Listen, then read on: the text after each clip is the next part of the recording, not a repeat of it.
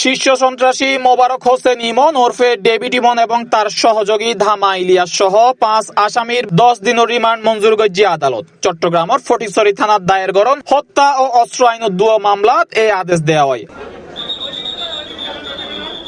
রোববার সকালে Chittagong judicial magistrate Motasim বিল্লাহ পুলিশের আবেদনের পর শুনানি শেষে এই আদেশ দেয়। আদালত জামাল হত্যা মামলাত 5 দিন এবং অস্ত্র উদ্ধার মামলাত আরো 5 দিনের রিমান্ড মঞ্জুর করে।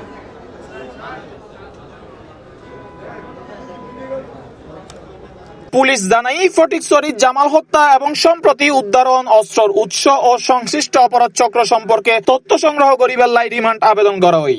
ইন্দি হাটহাজারীর বড়দিঘির পার এলাকাত ব্যবসায়ী জসিম উদ্দিনের নির্মাণাধীন ভবনত 50 লক্ষ টাকা চাঁদা দাবির অভিযোগে হামলা ও ভাঙচুর গরিবের ঘটনা দায়ের গরণ মামলাত ইমনরে গ্রেপ্তার দেখাইবার নির্দেশ দিয়ে চট্টগ্রাম জুডিশিয়াল ম্যাজিস্ট্রেট লোকমান হাকিম।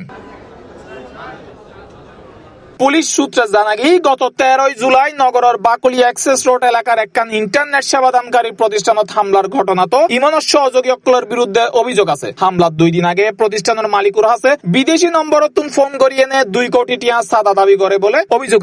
ওই ঘটনার পরতুনি ডেভিড ইমনের গ্রেপ্তারে জোরাল অভিযান শুরু করে আইন শৃঙ্খলা বাহিনী।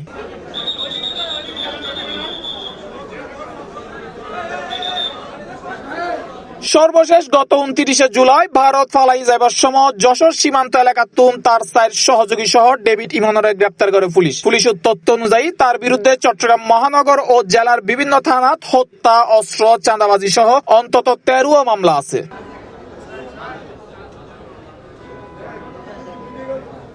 C+ TV Chittagong.